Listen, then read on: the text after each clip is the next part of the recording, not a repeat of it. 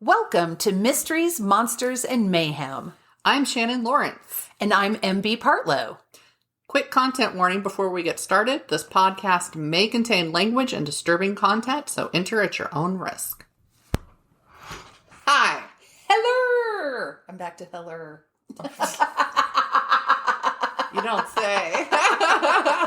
I'm just too fucking hot to think right now. Yeah. We had to run. Gross. Normally, and anybody who lives in Colorado probably does the same thing. A lot of people do the same thing. You run your AC during the day when it's hot as balls. And then at night, you turn it off. You open all your windows. Last night, 10 o'clock, it was still 80 degrees. Yeah. I'm like, nah. No.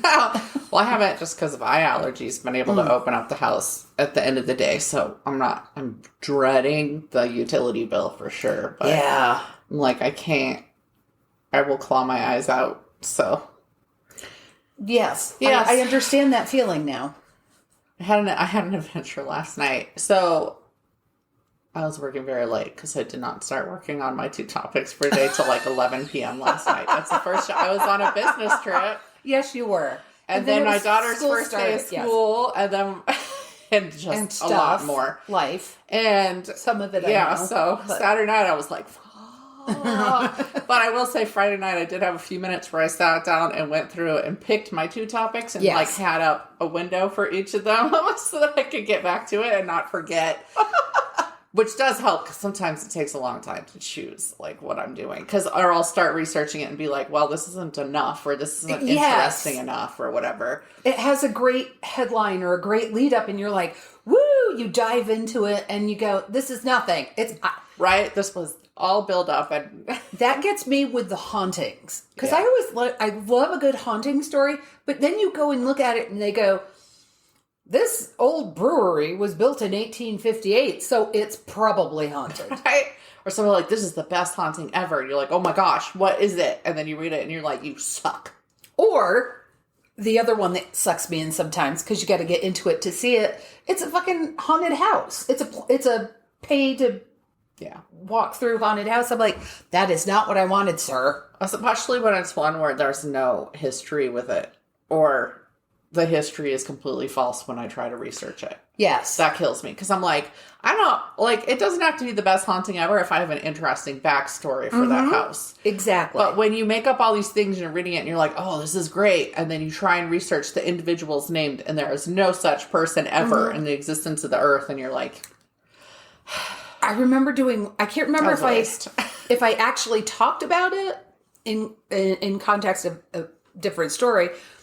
I remember doing one or researching one anyway. It was about an asylum. It was an old asylum. And it was like, yeah, it did make the news. It was well run. People were well cared for. There were not any, abuses that were known. No, they weren't abusive. There weren't mysterious deaths. There weren't unmarked graves. It's like, it was happy and sunny all the time. So it must be haunted. Yeah. So my adventure was at 5 a.m. when I'm going upstairs to go to bed. So it was a little after 5 a.m. I washed my face like I always do and managed to pop out my earring. And my ears aren't completely healed yet, right? So I couldn't go to bed. Well, I'd already taken off my contacts. And I have to tell you, I've now learned that these earrings are not normal earrings. I thought... So it has a blunt behind, right? So it's not poking me like a earring. I also have a blunt behind. But it doesn't have the post sticking out through the thing that you put on the back, right? Like I'm used to. You slide the thing over the post and it's up against your ear and the post is sticking out a little bit. So I knew this had a blunt back, but I thought it was like a flat thing that you just put on the end of the post. No, in fact, it is not. So here I am blind as a fucking bat sitting here trying to get this in. And what it has this long hollow post that's a little thicker. And then there's a short post on the earring itself, and you have to stick it into this That hollow. sounds complicated. It's insanely complicated. I think even if I'd had eyeballs at that point, it would have been. So I'm trying to, first of all, I had to find it. I thought it got under the sink because I was washing over the sink, but no.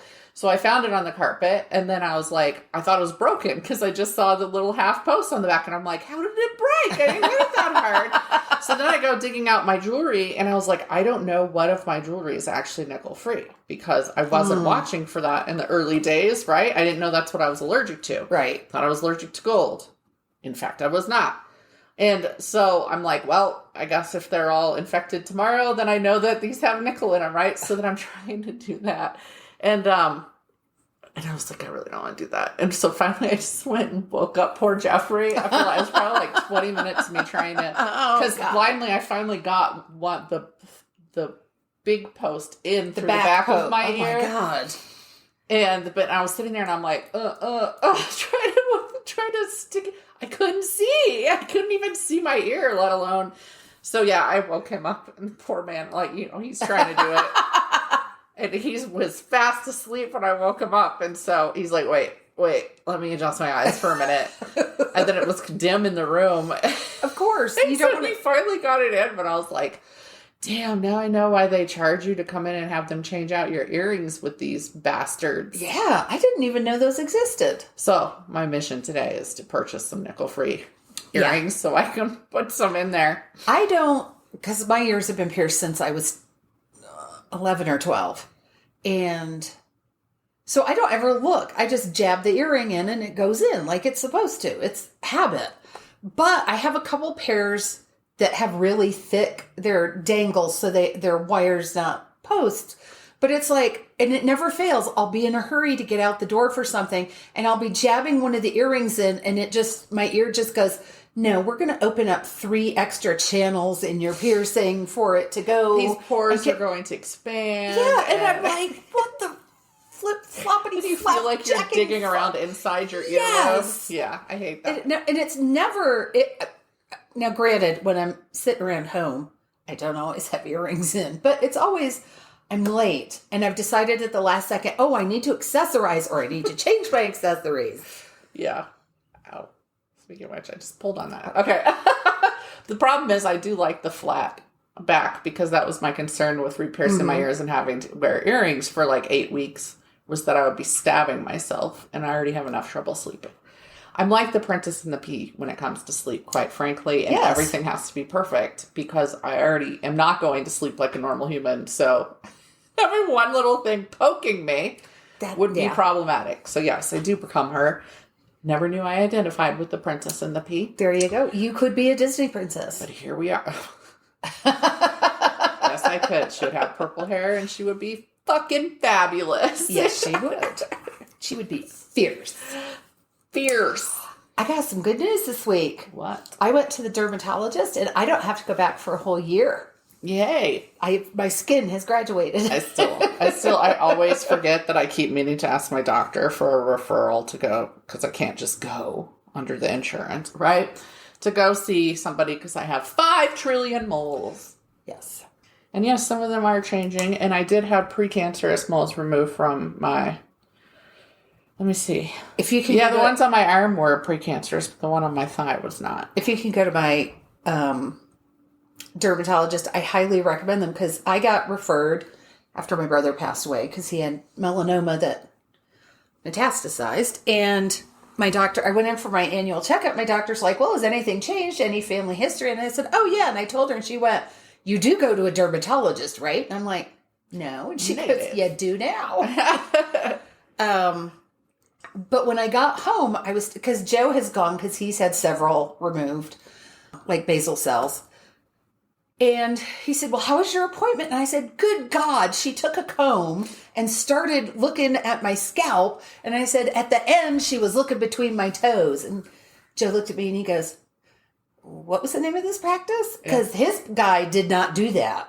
Yeah. Did not look as thoroughly. And if they see something, she goes, this looks, and it cracks me up. This looks precancerous to me. I would like to freeze it off. Is that okay with you? Yes. That's why I'm here. Apparently some people say no. No, let's let it grow and see what happens. No, I'm like, I like an experiment, especially when it involves my body. Yeah. But they didn't have to cut anything off and biopsy. I was very excited. She's like, I am good with you coming back in a year. Now, if anything changes, I said, if anything weird grows, I'll come back. Right. Okay. I'll contact you. Yes. It's just a pain in the ass when you have everything, because I want to go get allergy shots again, because it's reached a point where I'm trapped in my house right now. Yep. To save myself from being miserable, and chances are I'm still going to be miserable. So, but that means making a fucking doctor's appointment to go in and get referred. Yep. And that is the most, I'm like, I don't have time for the one appointment, let alone having to do 2 for every one that I want to make. Does your doctor do telehealth? Yes.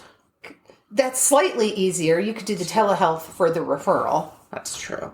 I feel like that might not work with moles. Unless he just wants to take my word for it. Pick your grodiest mole, hold it up, or send in pictures. Yeah. None of them are grody. No, they're just changing. I mean, you could have some hidden somewhere, but they just look like, and they do. As you get older, they change. These are wisdom spots, I've been told. Oh, I call them age spots. So that spots. one's not a concern because I know that we go over the rules. Well, it's not bigger than the head of a pencil eraser. That means nothing. Okay, but it started out as a pinpoint, right? And so I am concerned that it is slightly less big than a pencil eraser. I think that's, I mean, I get that rule of thumb and all, but I'm like, if it has changed drastically enough to be almost noticeable, I feel like that's something one can check, especially when I've already had precancerous moles. And that was in, what was that? Like my late 20s. So by now, as the sun worshiper I am, I'm aware that's bad, but it makes me happy. Then I'm like, perhaps. But your description of going there really wigs me the fuck out. I'm not gonna lie. Like looking between my toes and shit. Well, I mean, that's just feels terribly invasive to me. But I get it, but it feels terribly invasive to me.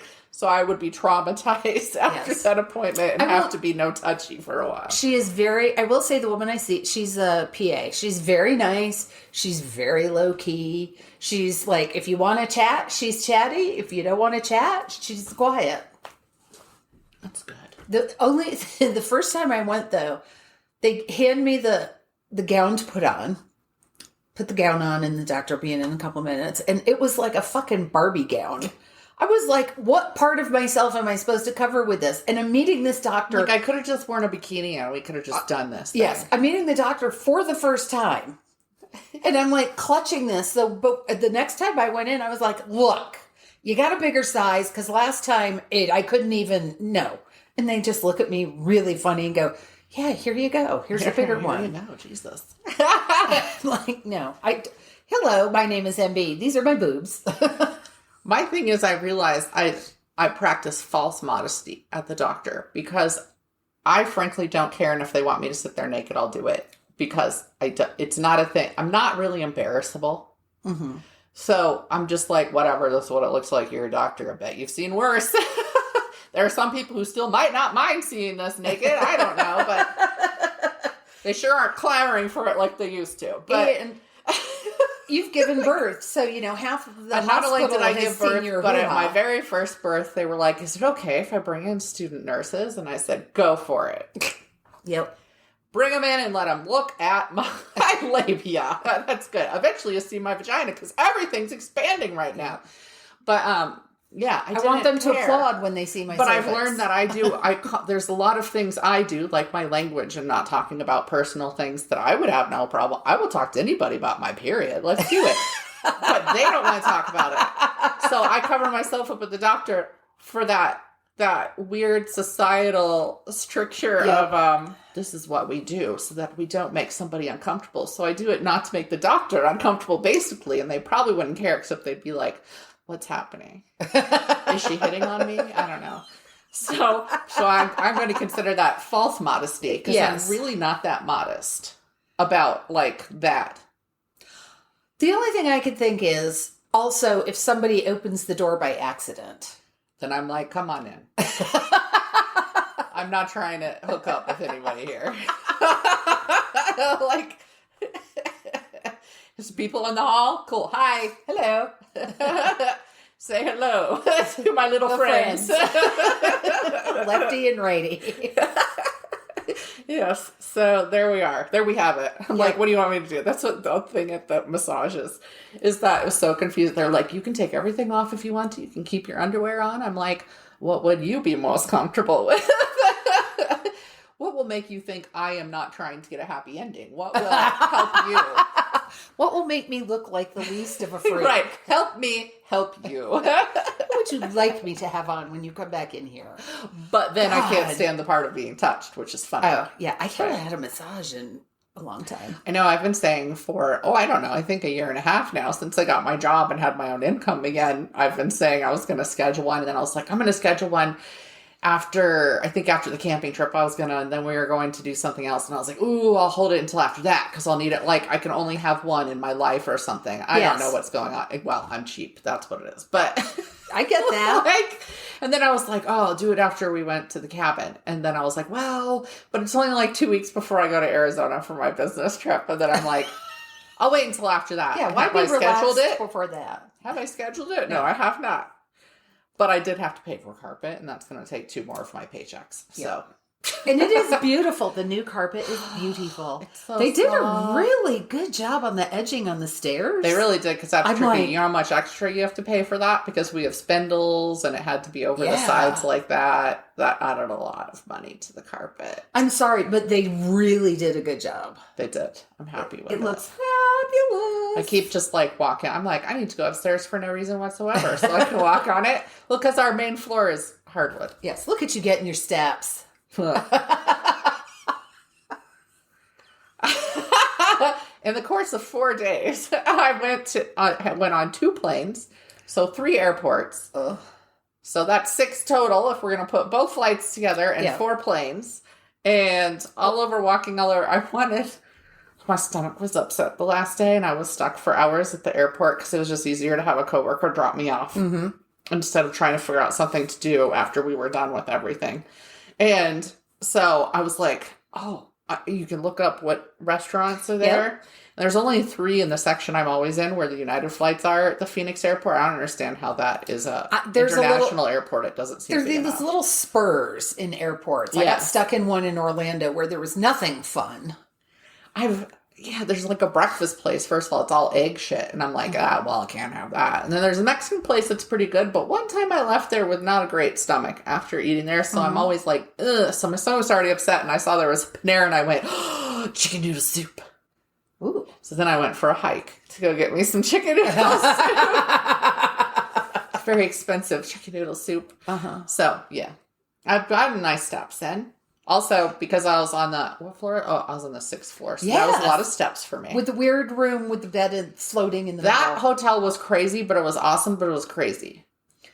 I like the naked Burt Reynolds. Yes. So for people, I guess I could post that to the page, but I'd have to remember when this is actually airing. But I walk in the door late at night because I didn't land until a little after 10 p.m. and got an Uber then. And had to then talk to that. It's a lot of peopling for me and people in my space. So I get there. And I'm, of course, also motion sick from 2 airplanes and riding in the back of an Uber. Yep. So I walk in, I just open this door, and she had pulled in. I hadn't seen the hotel name, so I'm just betting she's right? Because nowhere on the outside of it does it say what it's called. And I'm like, boy, I hope she just didn't drop me off somewhere random in downtown Phoenix. Very hip. Open the door. And stop. Because behind the lobby desk is this massive painting, and it's the Burt Reynolds nude shot from Playgirl, but with a blonde wig on him, which I do not recall from the original image. And I'm just like, what the hell? Because I had no idea what kind of... The boss booked this hotel for us for our retreat. And then the lady at the desk is like, hello. And I'm like, hi. And then a voice comes off from the other side, hello. And I'm like, what the fuck? It was like 11:30 or something by the time, because I had a whole problem. I went to do the Uber and it wouldn't let me, like look through everything and choose one, and then it wouldn't let me call it. And I'm like, what's happening? And then I finally figured out it wanted me to go and update my address, which had not changed, by the way, my billing address. And so I get that done, finally get the Uber, but I was about to just like cry and ask anybody if they wanted to give me a ride because I was very tired and overstimulated and I really needed a hotel room away from people. Yes. So anyway, I get it figured out and I get there and it's late. And so it was a security guard that was there, but I couldn't find her at first. And I'm like, why is there everybody saying hi to me? Is this a joke? Was it the lobby person again? Did she throw her voice? Why is Burt Reynolds naked here? So yes, I got up to my room And the bed is in the middle of the room. It is not against a wall in any way, shape, or form. And your head is toward the door, which is behind you. And I was like, who is comfortable with this? Well, apparently a bunch of people are. Because you can see in the comments on my post, like, how most of the people were like, what? Yes. Is that? But then there were other people like, I don't see what the big deal is. My boss, one of them, like, that bothers you? And I'm like, I'm going to be murdered.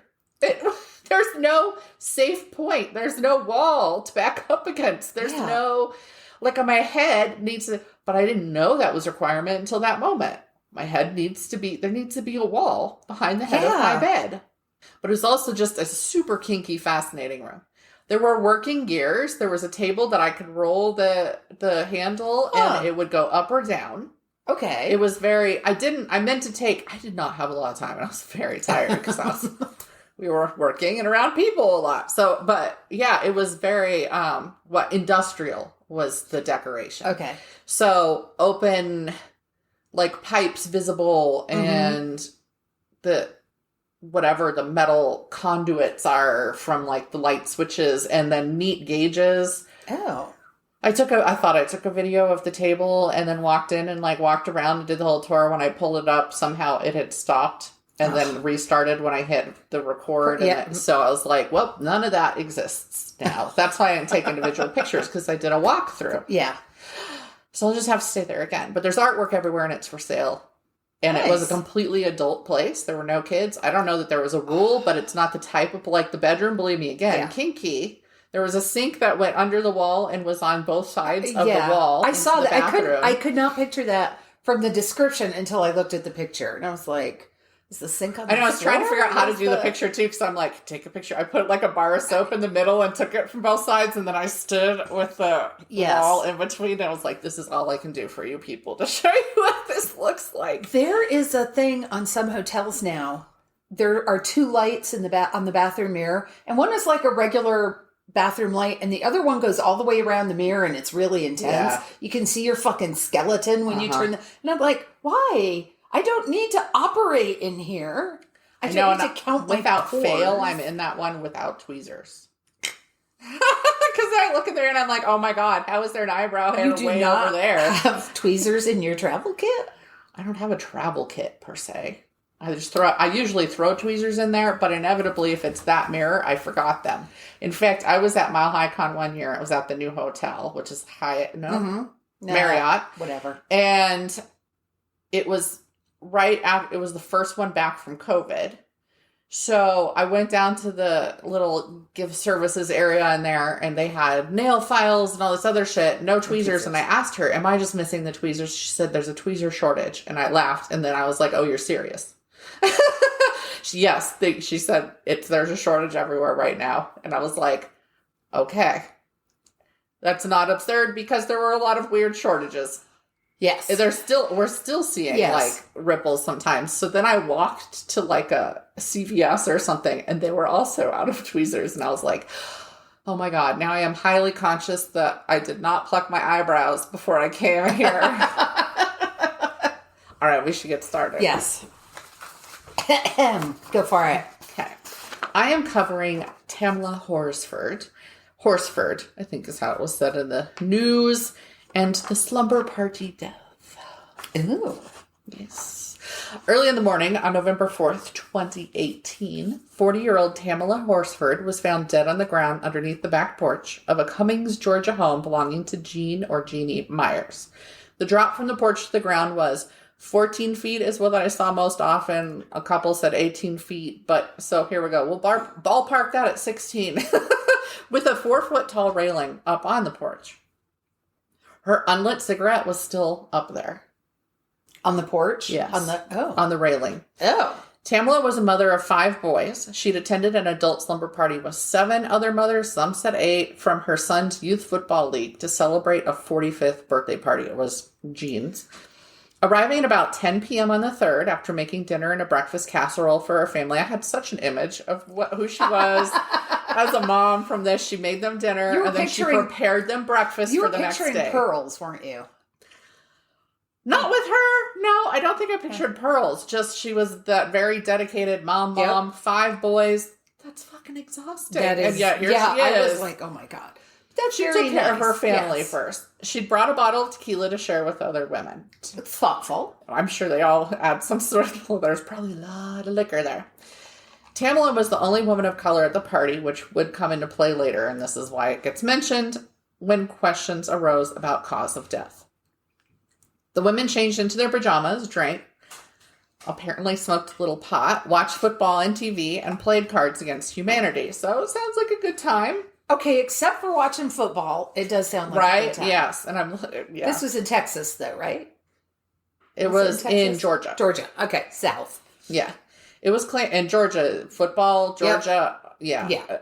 I don't know why people don't talk about that more, but when I looked into other things, they are Texas also when it comes to football. Although you said she went over there at 10 p.m. Yes, I can't imagine at the age I am now starting my evening at 10 p.m. Oh. I start much of my life at 10 p.m. Yeah, you do. But mother of 5 kids, I imagine she's getting up super early, so that's probably late for her.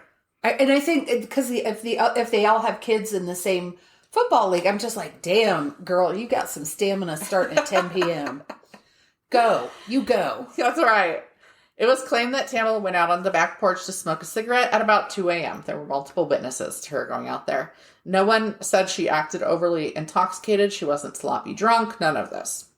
Interestingly, it stated that someone living in the house found her body at 7:30 a.m., but police were not called until 8:59 a.m.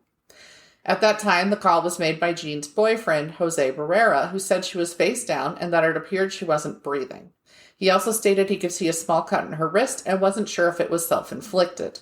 Barrera worked for the Forsyth County court system as a pretrial officer. That's funny, I typoed trail. As a pretrial officer.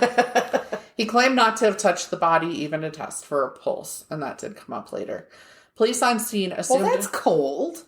I know, I was like, who doesn't check for a pulse? A guest in your home...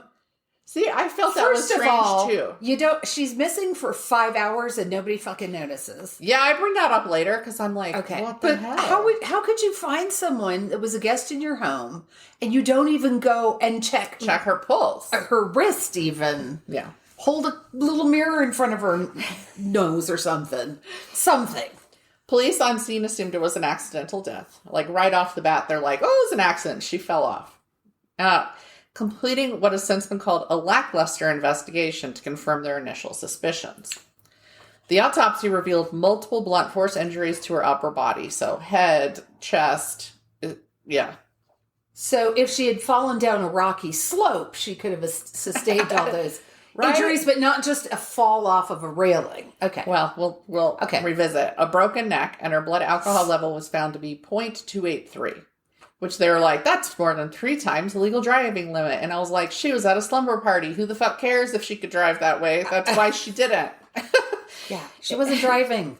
In addition, tests showed THC in her system, as well as alprazolam, which is better known as Xanax.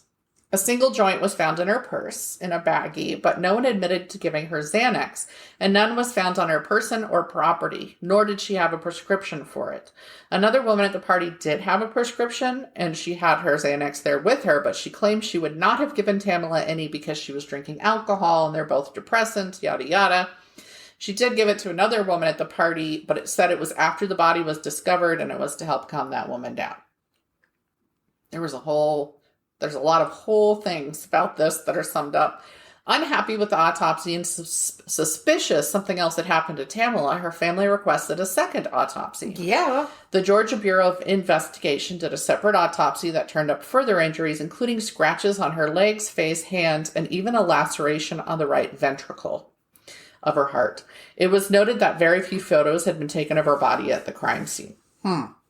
Like, it just, for some reason, they said this was nowhere near the normal level of what was supposed to be done. Okay. So was that the whole, drunk women, one of them fell off a porch. I guess we're not going to work very hard on this. In December, Barrera was fired from his job after looking up information on the investigation into her death using his internal access. Not allowed, not on that case. Right. On February 20th, 2019, the case was officially closed with a ruling of accidental death due to intoxication. Then the murder of George Floyd occurred. Okay. So, here's the public blowing up about police, how they treat Black people. And now I see the... Yes. Yep. There were already rumblings about issues with Tamla's case, and they'd blown up when Barrera's actions became public. So there were already people talking about this was more than an accidental death. There were hashtags for her, Justice for Tamla, and just her name. It was insinuated that the ME hadn't taken proper photos or committed a thorough autopsy. Police, having assumed an accident, did not preserve the crime scene at all, nor did they question everyone immediately, or so it was stated. The primary investigator said he interviewed 30 people, including the people who were there and friends and family. Additionally, no fingerprints were taken of any of the people in the house.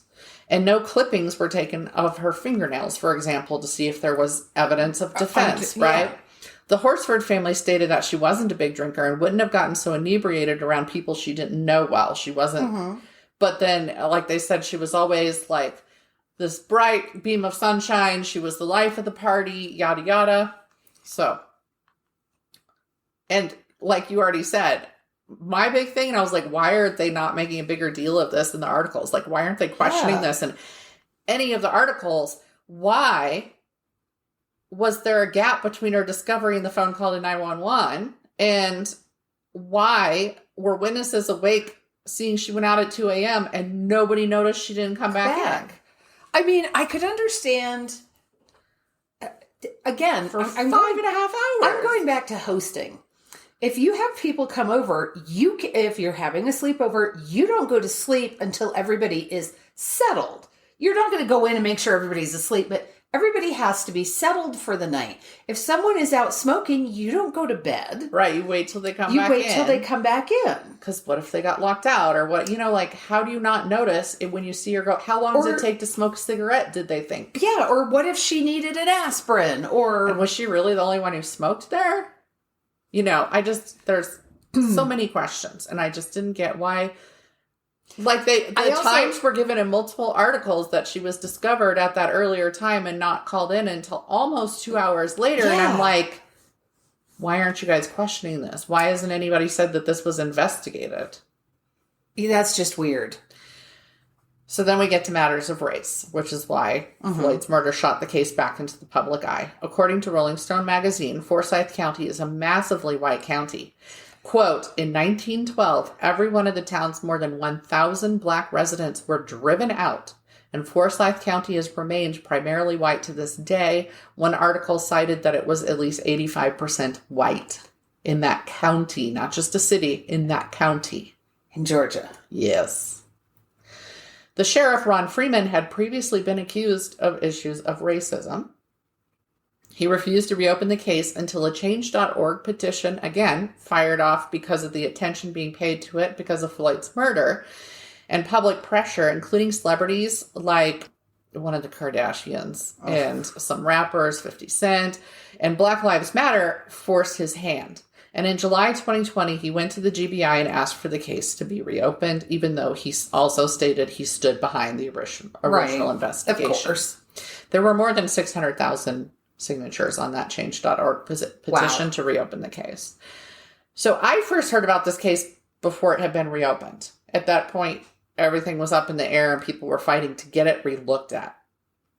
It was thought that race issues had caused police to make assumptions about Tamla and the other women at the party and that a cover-up had occurred. Folks felt crimes against Black people and other minorities weren't investigated as thoroughly as crimes involving whites.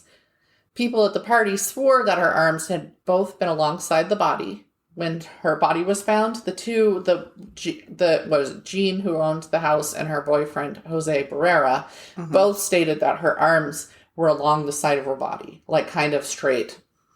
That seems weird. But when the ME got there, one arm had been pulled out and bent at the elbow.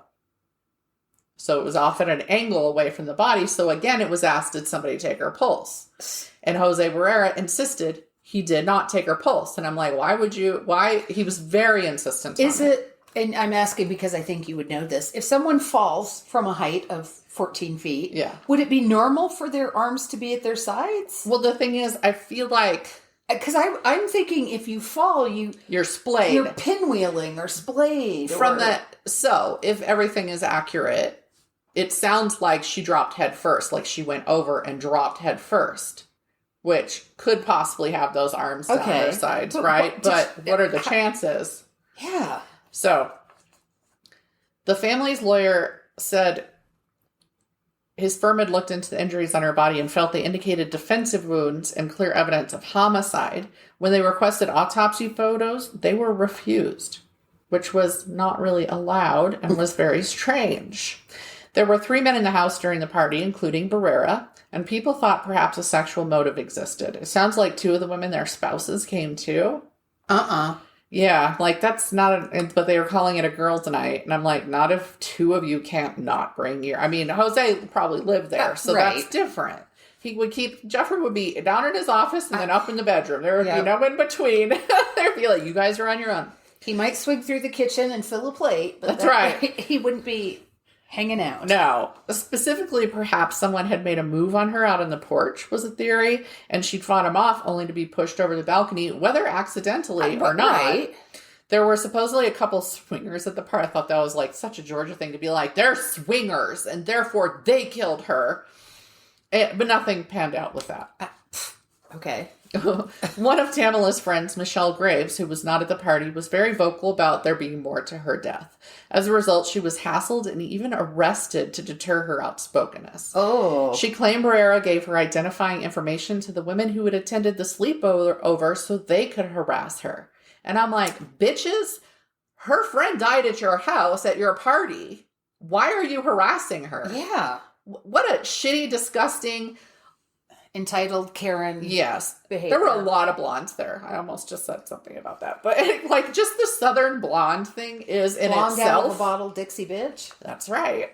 So Barrera stated that her information was public knowledge and he had nothing to do with anyone getting their hands on it.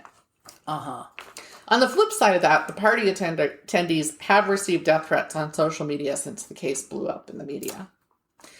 Jumping back to this, you trying to be fair. Look at me being fair.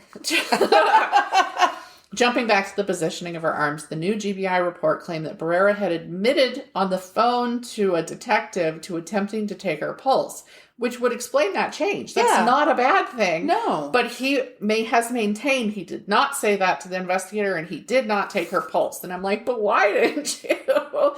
Yeah. And that when he'd seen her, the arm had been alongside her body. He doubled down on that. This implied someone else had moved the body. Yeah, there were some really bizarre things. And the follow-up interviews made it clear Barrera was involved with another woman at the time of Tamla's death, which added a new dimension, but not necessarily one saying he's a killer. Right. He and the primary investigator also knew each other, which was thought to be an issue at some point. Because they had actually worked together, and the other guy had recommended him for a job and stuff like that. And here he is investigating something he could be a suspect in. Or somehow be involved in. Right. Also, covering up. Mm-hmm. So the home where the death occurred had security cameras, but oddly, they were offline when the death occurred. Barrera said they'd run out of battery. Convenient. Yeah. Oddly, a portion of the GBI's reinvestigation was focused on Tamla's husband, who hadn't even been at the party. And I'm like, really? You think he busted in with 12, at least, individuals in that home? Yeah. They called them the Forsyth 12, the people who were there.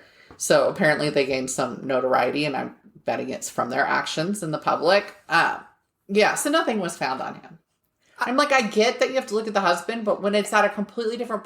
They had 5 kids, and I couldn't find their age range. But I'm assuming that probably some pretty young. So what, he left his 5 children there and she was snuck 45? She was 40, and the woman was 45. So if she's 40 and has 5 kids, they're not all 15 and up and old enough to take care of themselves. So in the middle of race relations, you're going to go look at him again, huh? Yeah. Okay. That's interesting. Ultimately, the GBI agreed with the original findings of accidental death, even though they did not resolve multiple questions, like why there was a gap between the reporting of the crime and the discovery of the body. Yeah. Or her going out and them finding the body. Yeah. And the case was again closed in May of 2021. That's what I went to look for to do this story, was whether it had been relooked at, and it had. Friends and family still feel there's more to Tamla's death, but officially it's just an unfortunate accident. It should have been a carefree night and break for a mother of 5.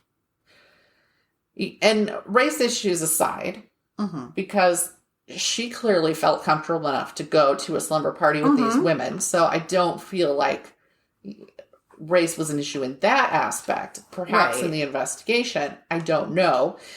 But it's still just really strange.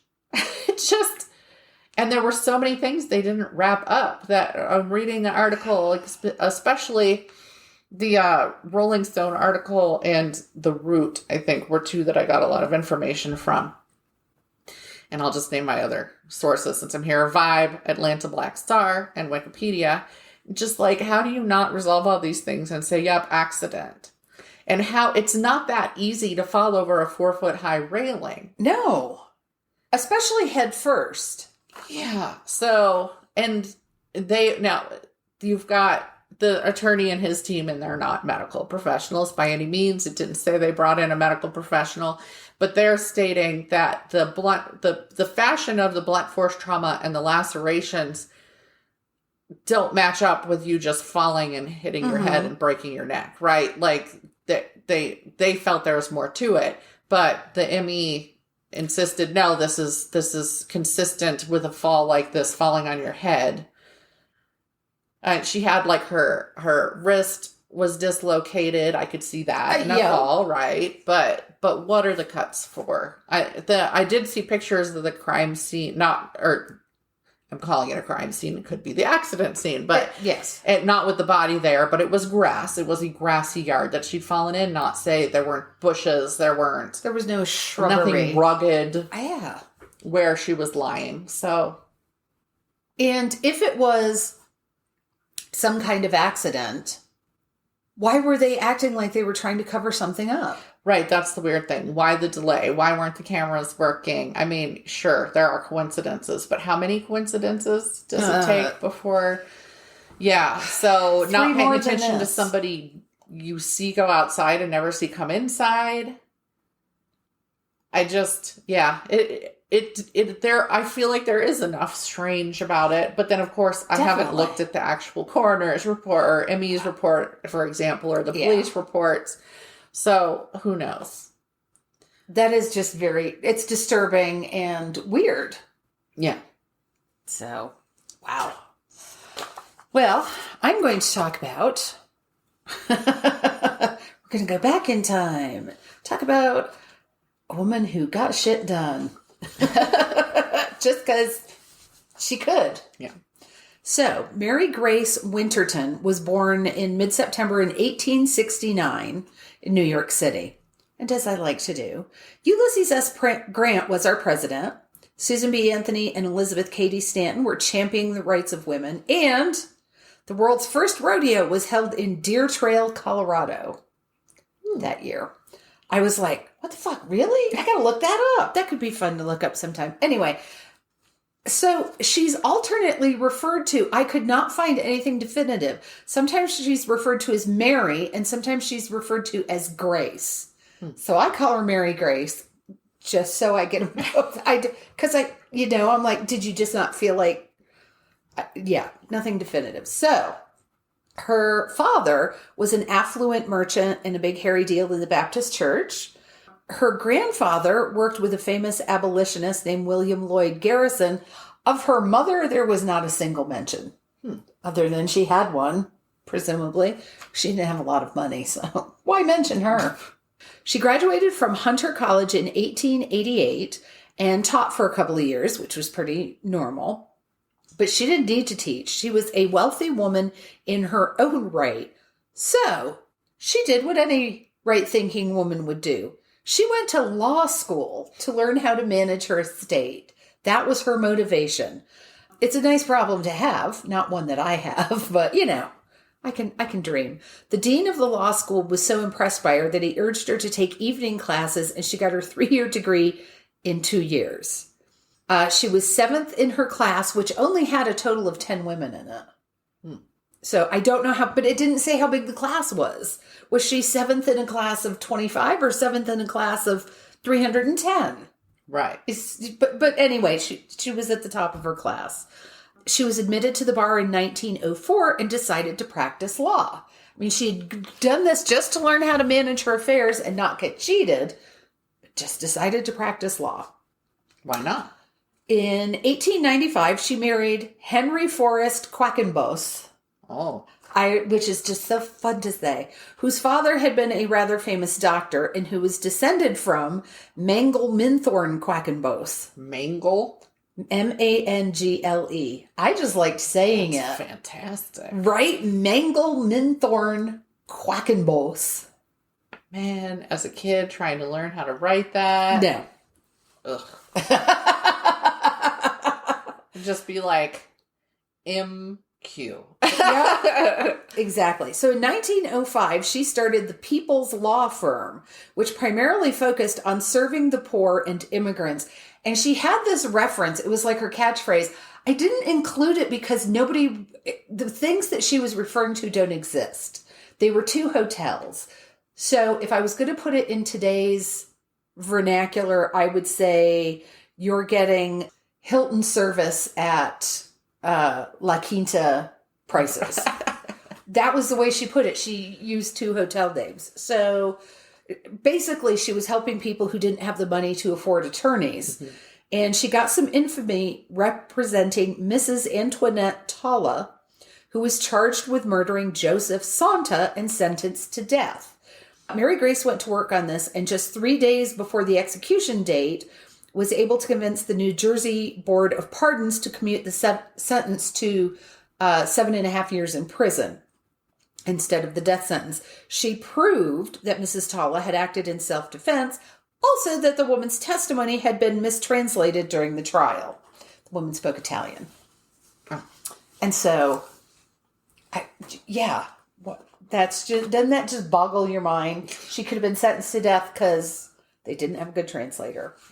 So that's happened many a time, though. Yes. So one of her other passionate causes was peonage.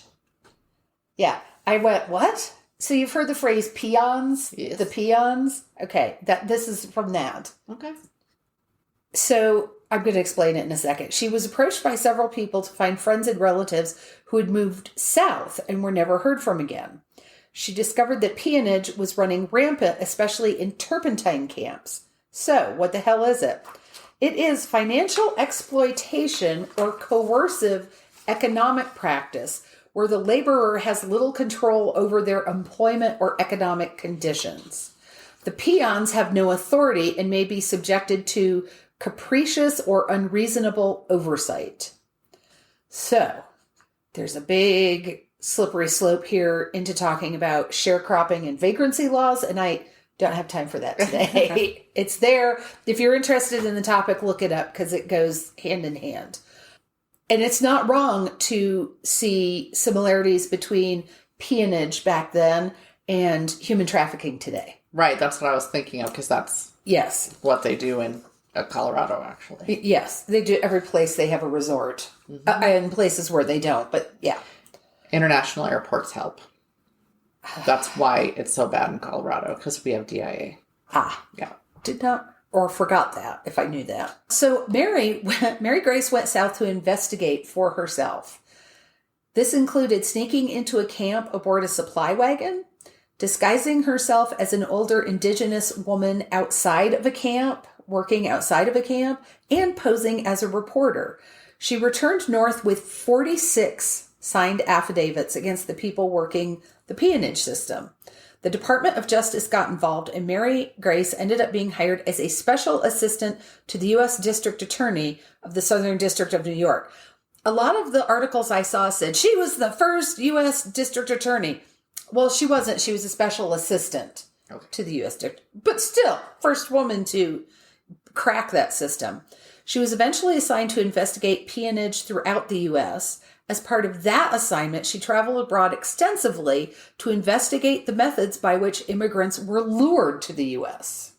and to specific parts of the U.S. Another famous case that she worked involved the Sunnyside Plantation in Lake Village, Arkansas, which is just across the river from Greenville, Mississippi.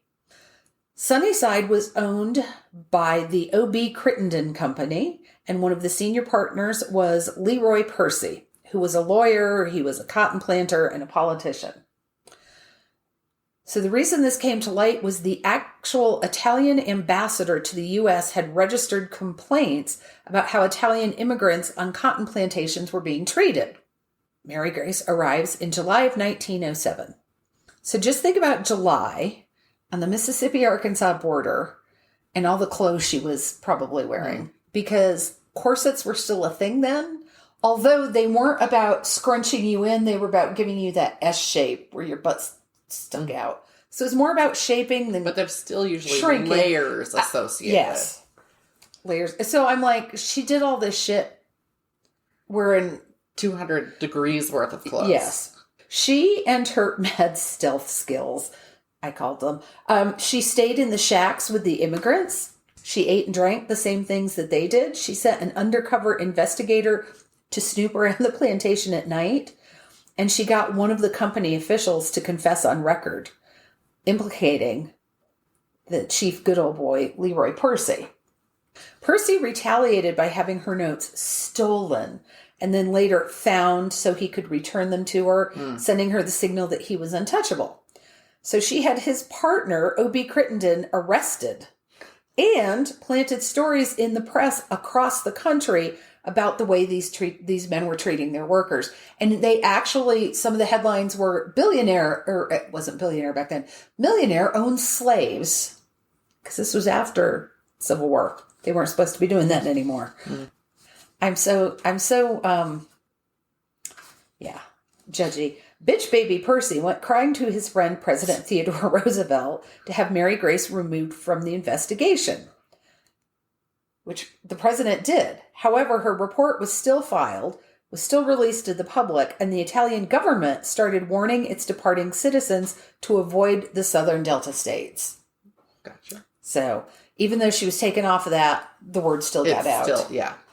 So I'm like, that's a lot.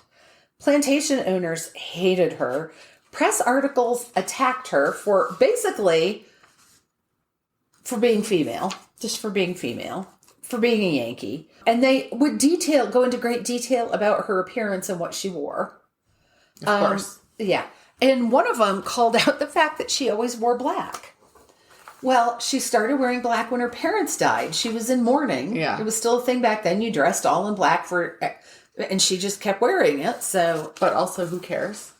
It's just like so much of the emphasis on Hillary running for president was on the fucking pantsuits. Yeah. I was like, who cares? What does that have to do with presidency? Absolutely whatsoever? Nothing. Absolutely nothing. So at some point along the way, Mary Grace divorced Quackenbos.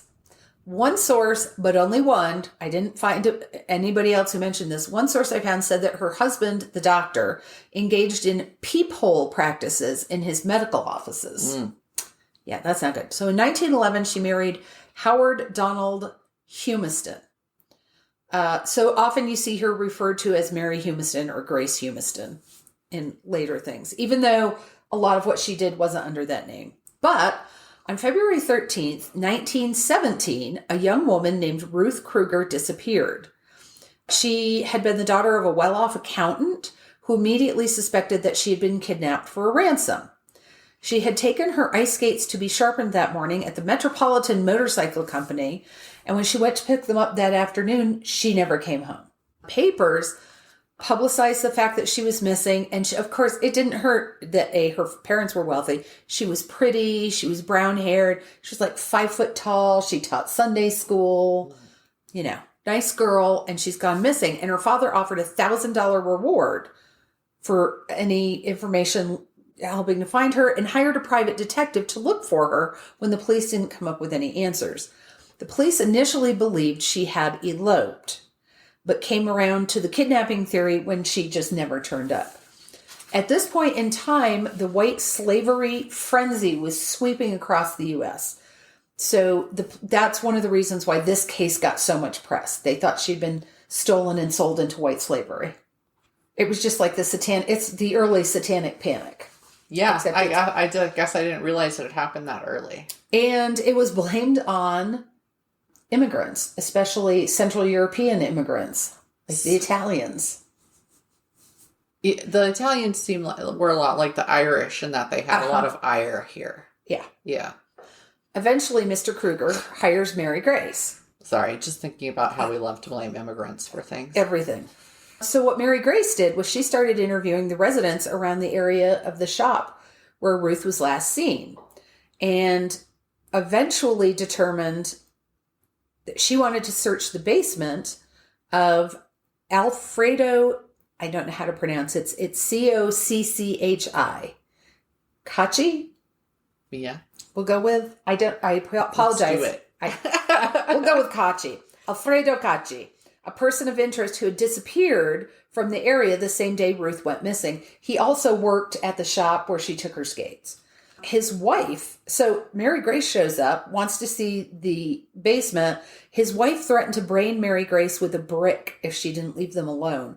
So she went off, got a permit to search from the police commissioner, and the basement is where they found Ruth's body. When they're searching the basement, it's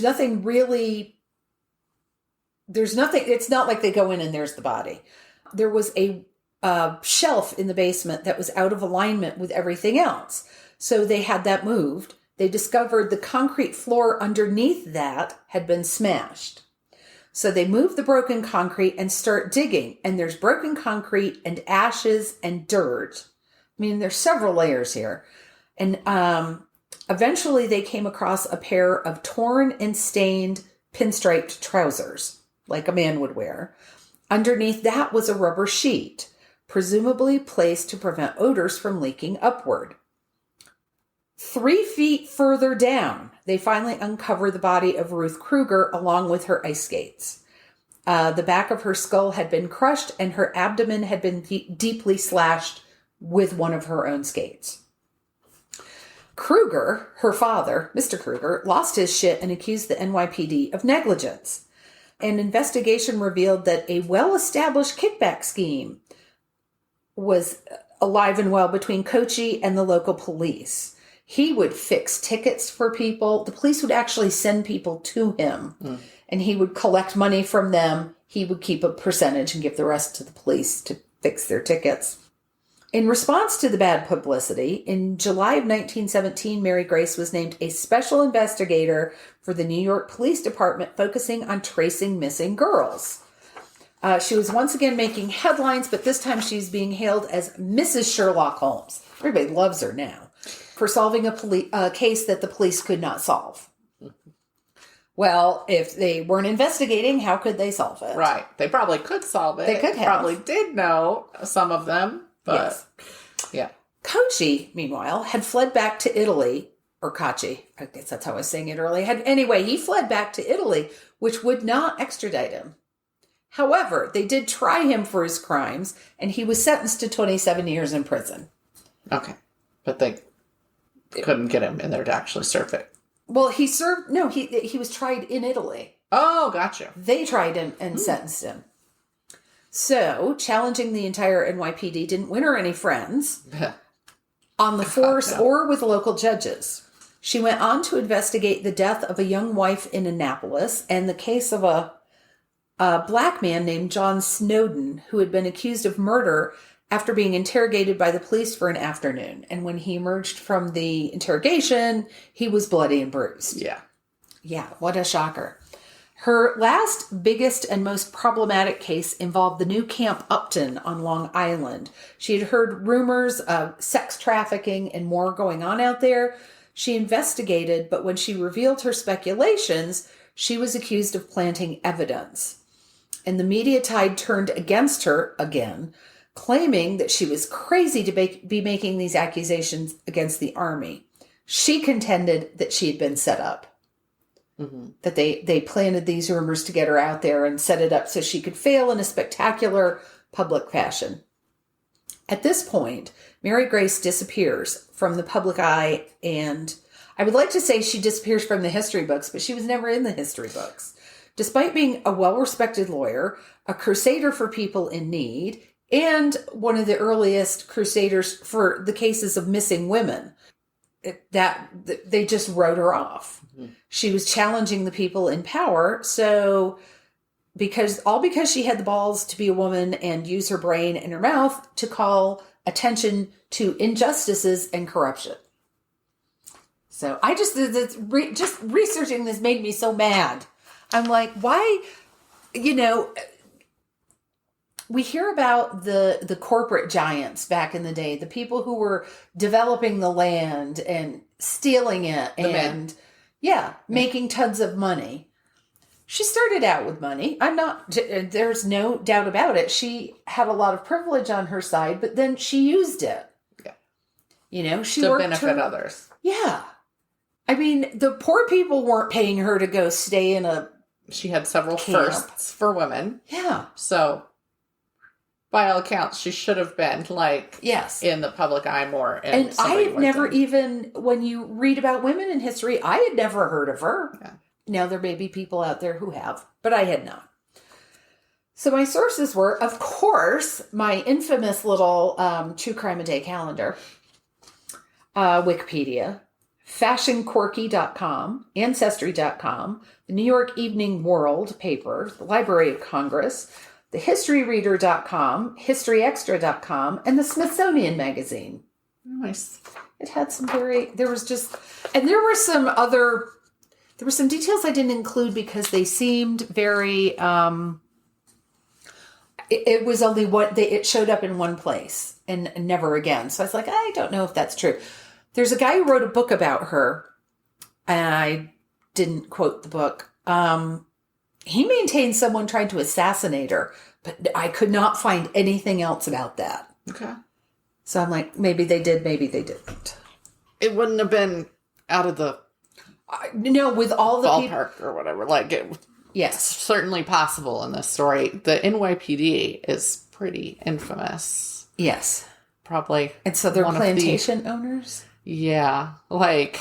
She went after all of the people that would be happy to murder somebody to cover up their shit. They probably would have shut her up much earlier if she hadn't been a woman of wealth and power and status, because if she had been a working schmo, they could have made her disappear and who would have noticed? Right.